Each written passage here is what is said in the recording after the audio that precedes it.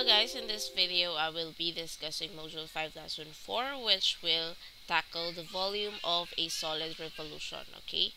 So, dito, kung sa previous videos I discussed how to get the area, dito naman is solid na siya, okay? Yung volume ang kukunin natin. So, for example, meron tayong curve like this and then gagawa tayo ng rectangular strip and then sabi niya is to revolve around x-axis. So, papaikutin natin to, okay? So, ito na yung magiging, papaikutin natin tong curve na to around x-axis. So, ito na yung magiging itsura niya. Ngayon, ang kukunin natin is the volume. Okay?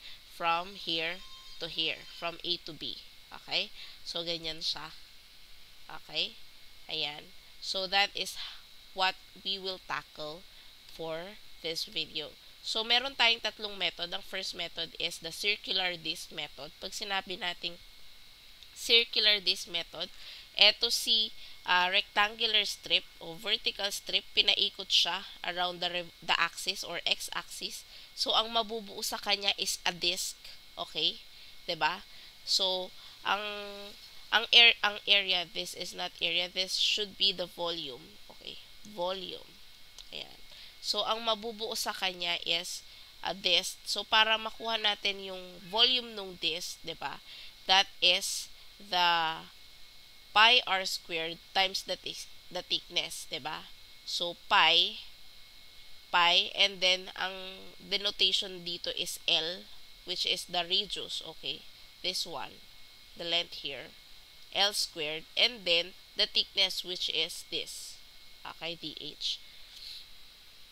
So that should be the volume, okay?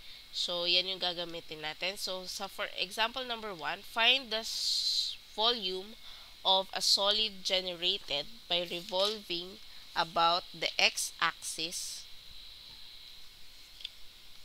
the area bounded by y, square root of x equals to 4, and the x-axis. So, syempre, kailangan muna nating mag-graph. So, pag nag-graph tayo, okay, mag-graph tayo muna.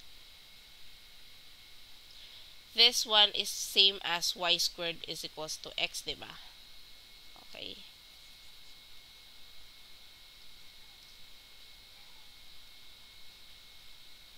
Ayan. So, this is a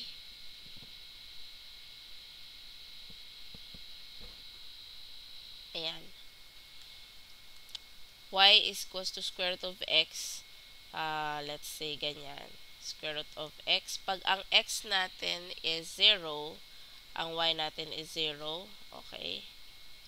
So, dahil pares lang siya ng y squared is equals to x. Ito yan, yung kalahati.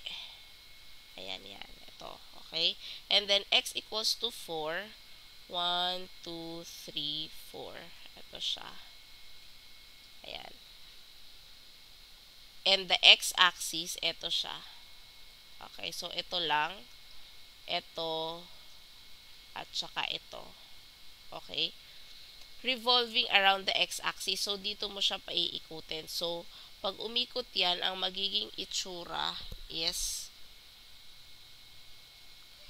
halimbawa may strip tayo dito, ang magiging itsura niya is a disc. Okay?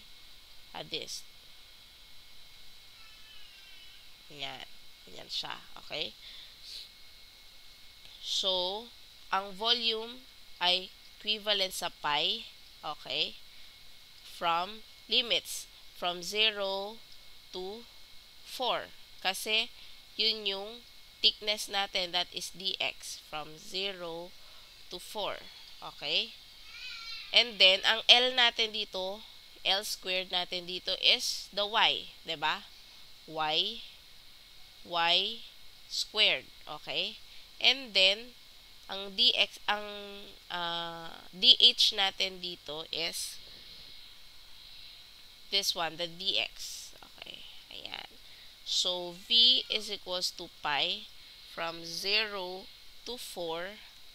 Okay? Pag y squared, that is x. Diba? Kasi square root of x, so square natin. Ayan, x. And then, dx.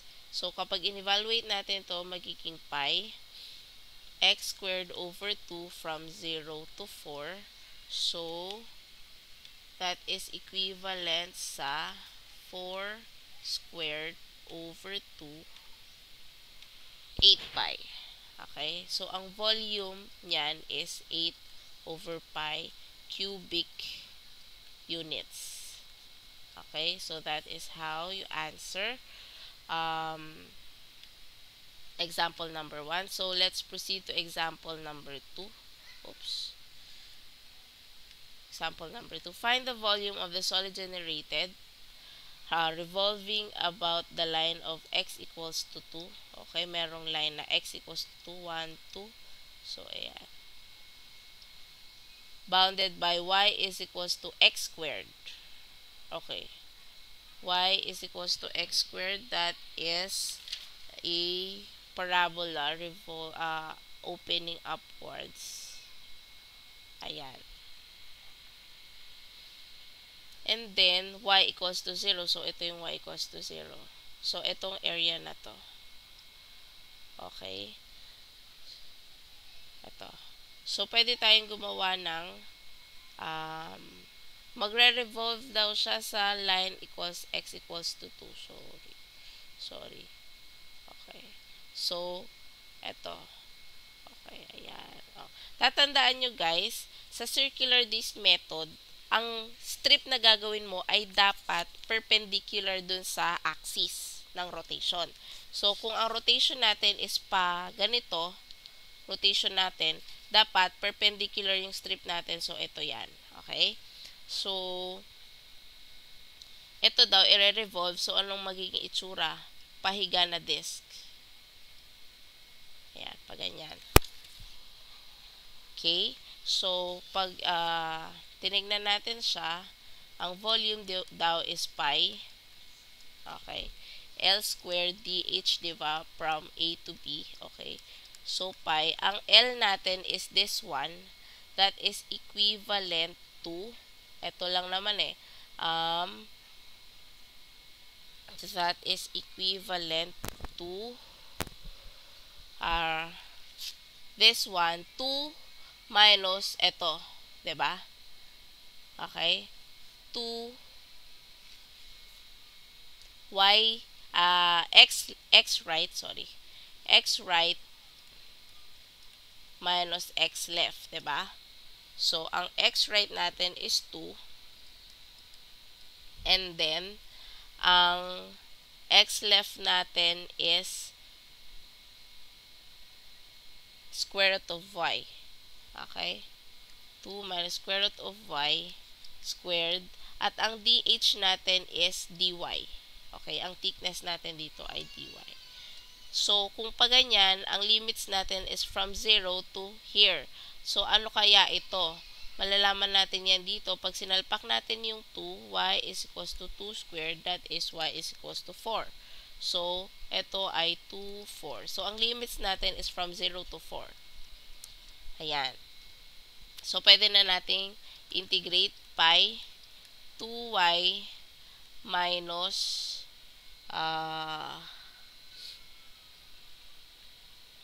pag in-integrate natin to, this is y raised to 1/2.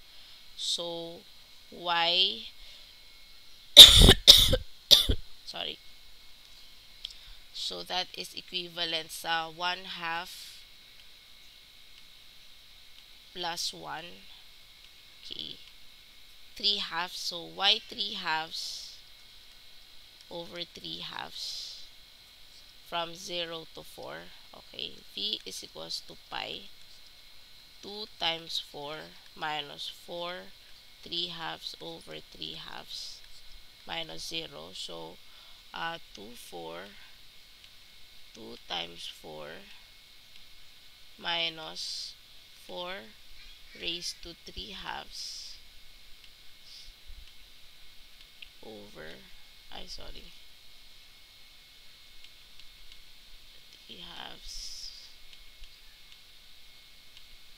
over 3/2. Okay, 8 over 3 pi. So, ang volume natin dito is 8 over 3 pi.